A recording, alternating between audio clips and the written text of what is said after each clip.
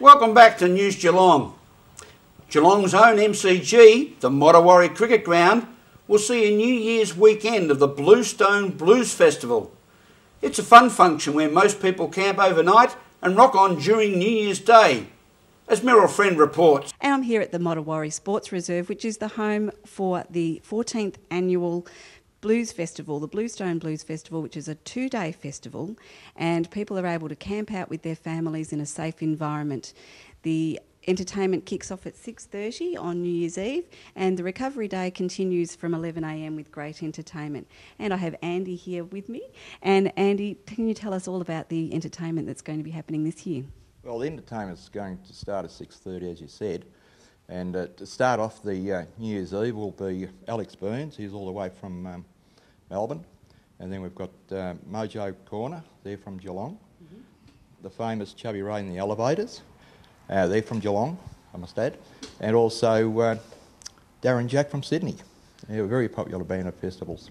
Meryl asked Big Andy where the Sleepy Hollows Blues Club had its origins and how long has it been travelling the Blues Road. Different venues. We had our original one in 1996, and that was down at the Inverleigh Hotel, and that was one of the reasons why we called it Bluestone, because it was made out of bluestone, so we thought it was quite appropriate to call it that.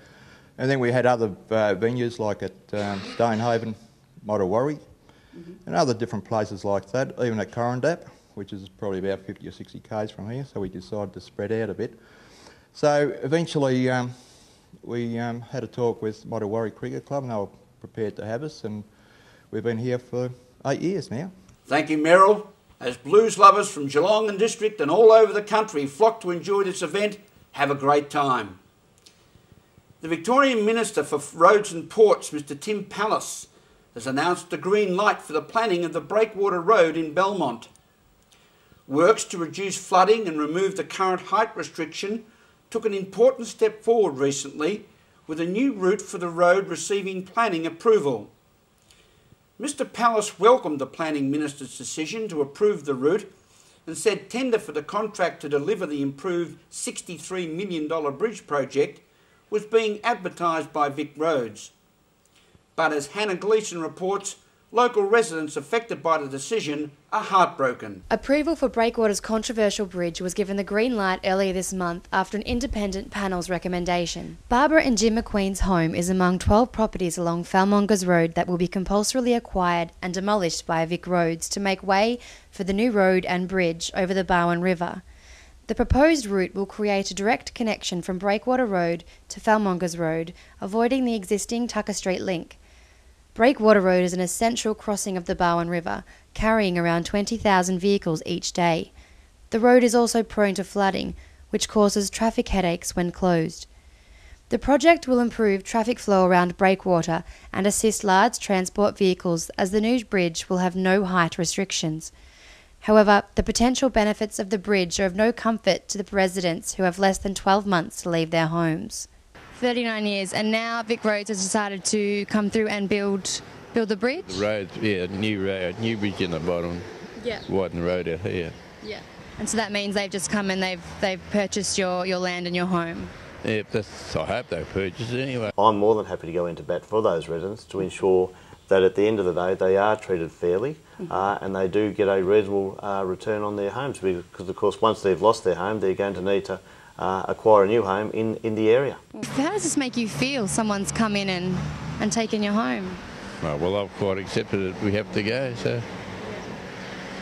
This has been happening for a while, hasn't it, Barbara? It has that. When did you first find out about Vic Roads, the plans to build the new road? About 3 or 4 years ago. 3 or 4 years ago, yeah. 3 or 4 years ago, and you've been fighting it the whole time. While the new bridge proposes to be a great success for Geelong, the question has to be asked, how would you feel if it was your home being taken away? Hannah Gleeson for News Geelong. Planning Minister Justin Madden said the decision to approve the location of the bridge had been the subject of extensive consultation and consideration. Member for South Barwon, Michael Crutchfield, said the upgrade would also improve the safety and reliability of Breakwater Road for trucks and local residents. Whilst the member for Geelong, Mr Ian Tresize, said Vic Roads would be working closely with local residents particularly the property owners directly affected by the works. Construction work are due to start in the middle of next year and are expected to be completed by mid-2012. City of Greater Geelong Council has endorsed an application to the federal government's Regional and Local Community Infrastructure Program for $1.5 million in funding to go toward the redevelopment of the Cardinia Park Netball Complex. Redevelopment of the netball facilities formed part of the overall upgrade of Cardinia Park Sporting Complex. The City of Greater Geelong Mayor, Councillor John Mitchell, who also holds a portfolio for sport and recreation, said councils across Australia had been encouraged to apply for funding of strategic projects over $1 million under the Australian Government's Regional and Local Community Infrastructure Program. Eligible projects must be ready to proceed, additional to current year's budgets, and have the potential to be completed by the end of December 2011.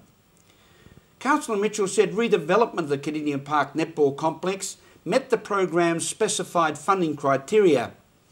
The Mayor said the Cardinia Park Netball Complex redevelopment project had recently attracted $472,000 in state government funding.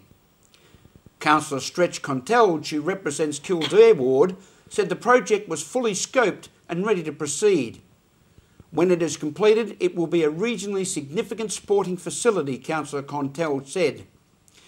Councillor Contelge went on to say that the redevelopment plans included provision with a show court, spectator facilities, a new court surface, new court lighting and the refurbishment of the current pavilion with new umpires' rooms, kiosks, toilets and change rooms for the players. Redevelopment of this complex will be a tremendous boost for local netball associations. Brett Swanson was at Avalon Speedway last Saturday night for a night of action. As we go to a break on News Geelong, we'll be returned with the World of Geelong Sport and Tim Mitchell, and Geelong Weather with Lani Salathiel. Hi, I'm Brett Swanson. We're here at Avalon Raceway and we're going to show you a bit of footage from last Saturday night's action. We go green. And we've got one upside down already. It looks to be Peter Milnes on the front straight, the Victoria 51. Smith, who started right up there in position 4. He's tailing away towards the end with severe trouble. Will he make it infield as we have cars collecting? Nick Lacey, Ashley Burke, two of the youngsters coming together. On. How about some noise? We will rock you. Your last chance on the main straight. Let me hear you. In the street, gonna take on the world someday. You got one of your leader, Charles Hunter's off the pace. MVB sweeps to the outside as the yellows will come on with 3 to go. The lights are out, folks. Here we go. Van Bremen with 3 laps to seal the deal. What a Christmas it would be for Van Bremen.